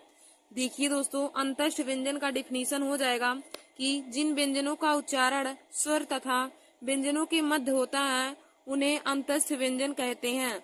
और हिंदी वर्णमाला में अंतस्थ व्यंजनों की संख्या 4 होती है। देखिए दोस्तों हिंदी वर्णमाला में अंतस्थ व्यंजनों की संख्या 4 होती है और अंतस्थ व्यंजन कौन कौन से होते हैं, या, रा, ला और वा। देखिए दोस्तों अंतस्थ व्यंजन हमारे या है, रा है, ला है और वा है। अंतस्थ व्यंजन की संख्या 4 होती है और जिनमें है चारों हमारे या है, रा, ला और वा। या, रा, ला, वा हमारे अंतस्थ व्यंजन है। तो दोस्तों मैंने आप लोगों को अंतस्थ व्यंजन का परिभाषा बताया कि जिन व्यंजनों का उच्चारण स्वर व व्यंजन के मध्य होता है, जिन व्यंजनों का उच्चारण स्वर व व्यंजन के मध्य होता है, स्वर व व्यंजनों के मध्य होता है उन्हें अंतस्थ व्यंजन कहा जाता है।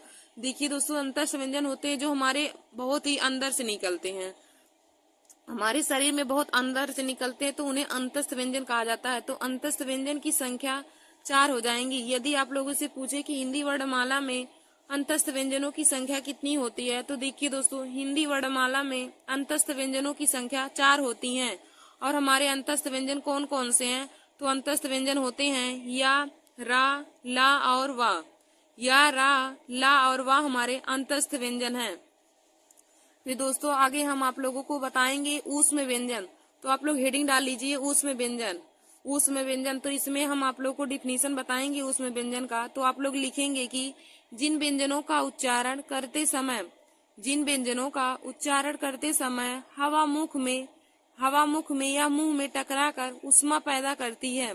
जिन व्यंजनों का उच्चारण करते समय हवा मुख में या मुंह में टकराकर ऊष्मा पैदा करती है उन्हें ऊष्म व्यंजन कहते हैं। देखिए दोस्तों ऊष्म व्यंजन का परिभाषा हो जाएगा कि जिन व्यंजनों का उच्चारण करते समय, जिन व्यंजनों का उच्चारण करते समय हवा मुंह में टकराकर ऊष्मा पैदा करती है, जिन व्यंजनों का उच्चारण करते समय हवा मुंह में टकराकर ऊष्मा पैदा करती है उन्हें ऊष्म व्यंजन कहते हैं। देखिए दोस्तों जब आप किसी भी व्यंजन का उच्चारण करेंगे और उच्चारण करते समय आपके मुख से हवा निकल करके या हवा टकरा करके मुख में हवा टकरा करके ऊष्मा पैदा करेगी, तब उन्हें हम ऊष्म व्यंजन कहते हैं। तो देखिए दोस्तों ऊष्म व्यंजन की संख्या 4 होती है। ऊष्म व्यंजन की संख्या 4 होती है और चारों ऊष्म व्यंजन कौन कौन से हैं? तो हो जाएगा बड़ा सा, खट्टी सा, छोटा सा और हा। बड़ा सा, खट्टी सा, छोटा सा और हा हमारे ऊष्म व्यंजन हैं। तो देखिए दोस्तों ऊष्म व्यंजन की संख्या 4 हो जाएगा और ऊष्म व्यंजन है बड़ा सा, खट्टी सा, छोटा सा और हा। बड़ा सा, खट्टी सा, छोटा सा, हा हमारे ऊष्म व्यंजन है। फिर दोस्तों हमने आप लोगों को देखिए बताया कि ऊष्म व्यंजन का परिभाषा क्या हो जाएगा कि जिन व्यंजनों का उच्चारण करते समय हवा मुख में टकराकर ऊष्मा पैदा करती हैं, हवा मुख में टकराकर ऊष्मा पैदा करती हैं, उन्हें ऊष्म व्यंजन कहा जाता है। और ऊष्म व्यंजन की संख्या 4 होती हैं। देखिए दोस्तों ऊष्म व्यंजन की संख्या 4 हो जाती हैं और हमारे ऊष्म व्यंजन कौन कौन से हैं? तो बड़ा सा, खट्टी सा, छोटा सा और हा। बड़ा सा, खट्टी सा, छोटा सा और हा यह ऊष्म व्यंजन है। अब दोस्तों आगे मैं आप लोगों को बताऊंगी संयुक्त व्यंजन। तो आप लोग हेडिंग डाल लीजिए संयुक्त व्यंजन। तो आप लिखेंगे कि दो अलग अलग व्यंजनों के योग से बने व्यंजनों को संयुक्त व्यंजन कहते हैं। दो अलग अलग व्यंजनों के योग से बने व्यंजनों को संयुक्त व्यंजन कहते हैं।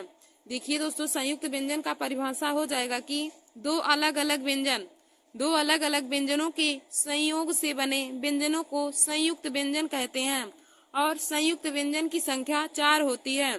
देखिए दोस्तों हिंदी वर्णमाला में संयुक्त व्यंजनों की संख्या 4 होती है और संयुक्त व्यंजन का परिभाषा होता है कि दो अलग अलग व्यंजनों के संयोग से बने व्यंजन को संयुक्त व्यंजन कहते हैं और संयुक्त व्यंजन की संख्या 4 होती है।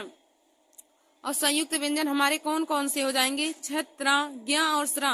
तो संयुक्त व्यंजन की संख्या हिंदी वर्णमाला में 4 होती है और हमारे संयुक्त व्यंजन कौन कौन से हैं? तो दोस्तों छत्र हैं, त्रा हैं, ज्ञ और स्रा। छत्र, त्रा, ज्ञ और स्रा संयुक्त व्यंजन है। अब देखिए दोस्तों हम देखेंगे कि संयुक्त व्यंजन हमारे किन किन व्यंजनों के योग से बनते हैं। तो यह बहुत ही इम्पोर्टेंट टॉपिक है। संयुक्त व्यंजन का जो योग होता है उनके बारे में हमें बहुविकल्पी क्वेश्चन में दिया रहता है कि छत्र किन किन व्यंजनों के योग से बनता है या फिर त्रा किन किन व्यंजनों के योग से बनता है। तो देखिए दोस्तों मैं आप लोगों को यह सभी बता देती हूँ। तो देखिए दोस्तों छत्र जो हमारा होता है तो किसके संयोग से बनता है, यानी कि किस व्यंजन के संयोग से बनता है। तो देखिए दोस्तों जो छत्र है वह आधा का और खट्टी सा के संयोग से बनता है। जो छत्र होता है आधा का और खट्टी सा के संयोग से बनता है। और हमारा जो त्रा है वह आधा ता और रा के संयोग से बनता है। जो त्रा है वह आधा ता और रा के संयोग से बनता है। फिर हम आगे देखेंगे ज्ञ। तो देखिए दोस्तों ज्ञ आधा जा प्लस इया के संयोग से बनता है। ज्ञ जो है वह आधा जा प्लस इया के संयोग से बनता है। अब हम आगे देखेंगे स्रा। तो देखिए दोस्तों स्रा बड़ा सा आधा बड़ा सा और रा के संयोग से स्रा बनता है। जो स्रा है वह आधा बड़ा सा और रा के संयोग से बनता है। तो दोस्तों मैंने आप लोग को संयुक्त व्यंजन का परिभाषा बताया कि दो अलग अलग व्यंजनों की संयोग से बने व्यंजनों को संयुक्त व्यंजन कहते हैं। दो अलग अलग व्यंजनों की संयोग से बने व्यंजनों को संयुक्त व्यंजन कहते हैं और हिंदी वर्णमाला में संयुक्त व्यंजनों की संख्या 4 होती है। देखिए दोस्तों एक संयुक्त स्वर भी होता है और एक संयुक्त व्यंजन होता है। तो हिंदी वर्णमाला में संयुक्त व्यंजनों की भी संख्या 4 होती है और संयुक्त स्वरों की भी संख्या 4 होती है। तो संयुक्त व्यंजन हमारे छत्रा, ज्ञ और स्रा होते हैं और जबकि संयुक्त स्वर ए, ऐ, ओ और औ होते हैं। ध्यान दीजिए दोस्तों आप इस बात पर कि संयुक्त स्वर और संयुक्त व्यंजन हमारे 2 टॉपिक हैं। हिंदी वर्णमाला में संयुक्त व्यंजनों की संख्या भी 4 होती है और संयुक्त स्वरों की भी संख्या 4 होती है। तो संयुक्त स्वर हमारे ए, ऐ, ओ, औ होते हैं। तो आप लोग लिख लीजिएगा कि संयुक्त स्वर हमारे 4 होते हैं, ए, ऐ, ओ और औ। और संयुक्त व्यंजनों की भी संख्या 4 होती है। तो संयुक्त व्यंजन हमारे होते हैं छ, त्रा, ज्ञ और स्रा। देखिए दोस्तों संयुक्त व्यंजन होते हैं छ, त्रा, ज्ञ और स्रा। तो आशा करती हूँ कि आप लोगों को संयुक्त व्यंजन और संयुक्त स्वर में अंतर पता चल गया होगा। देखिए दोस्तों संयुक्त व्यंजन और संयुक्त स्वर दोनों की संख्या 4 होती है, लेकिन संयुक्त स्वर हमारे ए, ऐ, ओ, औ होते हैं और जबकि संयुक्त व्यंजन छ, त्रा, ज्ञ और स्रा होते हैं। तो देखिए दोस्तों आज मैंने आप सभी लोगों को स्पर्श व्यंजन, अंतस्थ व्यंजन, ऊष्म व्यंजन और संयुक्त व्यंजन का परिभाषा और उनकी संख्या को बता दिया है। तो एक बार मैं फिर से आप लोगों को सभी का परिभाषा और उनकी संख्या बता देती हूँ। तो आप लोग इसे अपने कॉपी में जरूर नोट कर लीजिएगा, क्योंकि देखिए दोस्तों, हर कंपटीशन की परीक्षा में जिनमें हिंदी आती है उनमें इनसे संबंधित मोस्ट इम्पोर्टेंट क्वेश्चन पूछे जाते हैं और बहुत से लोग इन्हीं सभी क्वेश्चन में फंस जाते हैं। तो दोस्तों, आप लोग हमारे इस वीडियो को जरूर देख लीजिए और अपने दोस्तों में भी शेयर कर लीजिएगा। तो दोस्तों, पहले आप लोग हेडिंग डालेंगे स्पर्श व्यंजन। आप लोग हेडिंग डाल लीजिए स्पर्श व्यंजन। तो स्पर्श व्यंजन का परिभाषा हो जाएगा कि जिन व्यंजनों का उच्चारण करते समय हवा कंठ, तालु, मूर्धा, दांत या ओष्ठों का स्पर्श करके मुख से बाहर आती है, उसे स्पर्श व्यंजन कहते हैं। देखिए दोस्तों, स्पर्श व्यंजन का परिभाषा हो जाएगा कि जिन व्यंजनों का उच्चारण करते समय हवा कंठ कामा, तालु कामा, मूर्धा कामा, दांत या ओष्ठों का स्पर्श करके मुख से बाहर आती है तो उन्हें स्पर्श व्यंजन कहते हैं। और देखिए दोस्तों, हिंदी वर्णमाला में स्पर्श व्यंजन की संख्या 25 होती है। हिंदी वर्णमाला में स्पर्श व्यंजन की संख्या 25 होती है और हमारे स्पर्श व्यंजन का से लेकर माँ तक होते हैं। तो कम इसका ट्रिक है। स्पर्श व्यंजन को याद करने का ट्रिक दोस्तों, आप लोग कम लिख लीजिएगा। कम यानी कि का से लेकर माँ तक हमारे जितने भी वर्ड आते हैं वह सभी स्पर्श व्यंजन होते हैं। हमारे देखिए दोस्तों, कम में हमारे कौन कौन से वर्ग आ जाएंगे। स्पर्श व्यंजन की संख्या में का वर्ग आ जाएगा, चा वर्ग आ जाएगा, टा वर्ग आ जाएगा और पा वर्ग। का वर्ग, चा वर्ग, टा वर्ग, ता वर्ग और पा वर्ग, यह सभी 5 वर्ग हमारे स्पर्श व्यंजन की श्रेणी में आते हैं। इन सभी वर्गों को यानी कि 5 वर्गों को स्पर्श व्यंजन कहा जाता है। अब दोस्तों, आगे हम आप लोगों को अंतस्थ व्यंजन के बारे में बताएंगे। तो आप लोग हेडिंग डाल लीजिए अंतस्थ व्यंजन। तो इसमें लिखेंगे अंतस्थ व्यंजन का परिभाषा हो जाएगा कि जिन व्यंजनों का उच्चारण स्वर व व्यंजनों के मध्य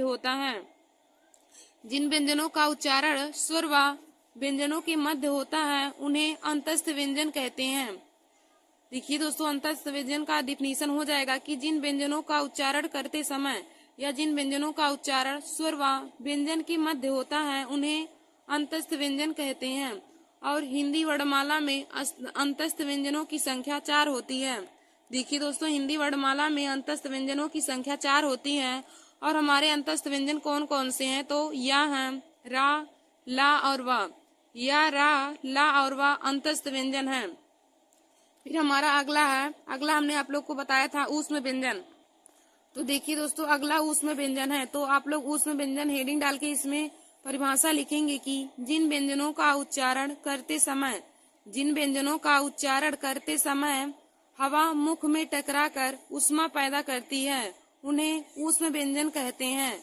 देखिए दोस्तों, ऊष्म व्यंजन का परिभाषा हो जाएगा कि जिन व्यंजनों का उच्चारण करते समय हवा मुंह में टकराकर ऊष्मा पैदा करती हैं, उन्हें ऊष्म व्यंजन कहते हैं। अब देखिए दोस्तों, हिंदी वर्णमाला में ऊष्म व्यंजनों की संख्या 4 होती है। हिंदी वर्णमाला में ऊष्म व्यंजन की संख्या 4 होती है। तो ऊष्म व्यंजन की संख्या 4 होती है तो हमारे कौन कौन से ऊष्म व्यंजन होते हैं। तो देखिए दोस्तों, बड़स सा, खट्टी सा, छोटा सा और हा। बड़स सा, खट्टी सा, छोटा सा और हा, यह हमारे ऊष्म व्यंजन है। तो ऊष्म व्यंजन की संख्या 4 होती है। फिर हम आगे देखेंगे संयुक्त व्यंजन। तो दोस्तों, आप लोग हेडिंग डाल लीजिए संयुक्त व्यंजन। इसमें लिखेंगे कि 2 अलग अलग व्यंजनों के योग से बने व्यंजनों को संयुक्त व्यंजन कहते हैं। 2 अलग अलग व्यंजनों के संयोग से बने व्यंजन को संयुक्त व्यंजन कहते हैं। संयुक्त व्यंजन की संख्या 4 होती है। तो देखिए दोस्तों, संयुक्त व्यंजन की संख्या 4 होती है। हिंदी वर्णमाला में संयुक्त व्यंजनों की संख्या 4 होती है। हमारे संयुक्त व्यंजन होते हैं छत्र, ज्ञ और श्राम। छत्र, ज्ञ और श्राम। अब देखिए दोस्तों, हम आप लोग को बताएंगे कि संयुक्त व्यंजन किन 2 व्यंजनों के संयोग से बनते हैं। तो देखिए दोस्तों, जो हमारा छत्र होता है वह आधा का और खट्टी सा के संयोग से बनता है। छत्र जो होता है वह आधा का और खट्टी सा के संयोग से बनता है। और जो त्रा होता है वह आधा ता प्लस रा के संयोग से बनता है। और जो ज्ञ है वह आधा जा प्लस इया के संयोग से बनता है। जो ज्ञ होता है वह आधा जा और इया के संयोग से बनता है। फिर देखिए दोस्तों, जो स्रा होता है वह आधा बड़स्सा और रा के संयोग से बनता है। जो स्रा होता है आधा बड़स्सा और रा के संयोग से बनता है। तो दोस्तों, हमने आप लोग को बताया कि संयुक्त व्यंजनों की संख्या हिंदी वर्णमाला में 4 होती है। और देखिए दोस्तों, एक होता है कि संयुक्त या संयुक्त व्यंजन है और एक संयुक्त स्वर भी होता है। तो संयुक्त स्वरों की भी संख्या 4 होती है और हमारे संयुक्त स्वर ए, ऐ, ओ, औ होते हैं। तो दोस्तों, आप लोग संयुक्त स्वर को भी अपने कॉपी में नोट कर लीजिएगा कि संयुक्त स्वरों की संख्या 4 होती है, जो होते हैं ए, ऐ, ओ और औ। तो देखिए दोस्तों, संयुक्त स्वर का भी वही परिभाषा हो जाएगा कि दो अलग अलग स्वरों के। देखिए, संयुक्त व्यंजन में होता है कि दो अलग अलग व्यंजनों के संयोग से बने व्यंजन को संयुक्त व्यंजन कहते हैं। और संयुक्त स्वर का परिभाषा हो जाएगा कि दो अलग अलग स्वरों के संयोग से बने स्वरों को संयुक्त स्वर कहते हैं। और संयुक्त स्वरों की भी संख्या हिंदी वर्णमाला में 4 होती है। तो संयुक्त स्वर होते हैं ए, ऐ, ओ और औ। तो देखिए दोस्तों, आप लोग इम्पोर्टेंट टॉपिक में लिख लीजिएगा कि स्पर्श व्यंजनों की संख्या। तो स्पर्श व्यंजन की संख्या हिंदी वर्णमाला में 25 होती है। हिंदी वर्णमाला में स्पर्श व्यंजन की संख्या 25 होती है। तो हमारे स्पर्श व्यंजन का से लेके माँ तक होते हैं। फिर आप लोग दूसरा लिख लीजिएगा कि अंतस्थ व्यंजन। फिर देखिए दोस्तों, अंतस्थ व्यंजन। तो अंतस्थ व्यंजन की संख्या हिंदी वर्णमाला में 4 होती है। हमारे अंतस्थ व्यंजन होते हैं या, रा, ला और वा। और देखिए दोस्तों, हमारा तीसरा था कि ऊष्म व्यंजन। तो हिंदी वर्णमाला में ऊष्म व्यंजन की भी संख्या 4 होती है। हिंदी वर्णमाला में ऊष्म व्यंजन की भी संख्या 4 होती है। और ऊष्म व्यंजन हमारे कौन कौन से होते हैं? तो बड़ा सा, खट्टी सा, छोटा सा और हाँ, ऊष्म व्यंजन होते हैं। फिर दोस्तों, हमने आप लोग को अगला बताया कि संयुक्त व्यंजन। तो हिंदी वर्णमाला में संयुक्त व्यंजन की संख्या 4 होती है। और संयुक्त व्यंजन हमारे होते हैं छ, त्रा, ज्ञ और स्रा। और देखिए दोस्तों, हमने आप लोग को बताया संयुक्त स्वर। तो आप लोग संयुक्त स्वर भी लिख लीजिएगा अपने कॉपी में। तो संयुक्त स्वर हमारे ए, ऐ, ओ और औ होते हैं। संयुक्त स्वर ए, ऐ, ओ, औ होते हैं। और संयुक्त व्यंजन छत्र, ज्ञ और स्रा होते हैं। तो देखिए दोस्तों, छत्र जो हमारा होता है वह आधा का और खट्टी सा के संयोग से बनता है। जो त्रा है आधा ता प्लस रा के संयोग से बनता है। और जो ज्ञ है वह आधा जा प्लस इया के संयोग से बनता है। और जो स्रा है वह आधा बड़स्सा और रा के संयोग से बनता है। तो देखिए दोस्तों, आज हमने आप लोगों को स्पर्श व्यंजन, अंतस्थ व्यंजन, ऊष्म व्यंजन और संयुक्त व्यंजन के बारे में बहुत ही अच्छे तरीके से बता दिया। और इनकी परिभाषा के साथ साथ इनकी संख्या को भी बता दिया कि कौन कौन से हमारे अंतस्थ व्यंजन होते हैं, ऊष्म व्यंजन, संयुक्त व्यंजन और हमारे संयुक्त स्वर होते हैं। तो आप लोग इन्हें अपनी कॉपी में नोट कर लीजिएगा। बोले ना।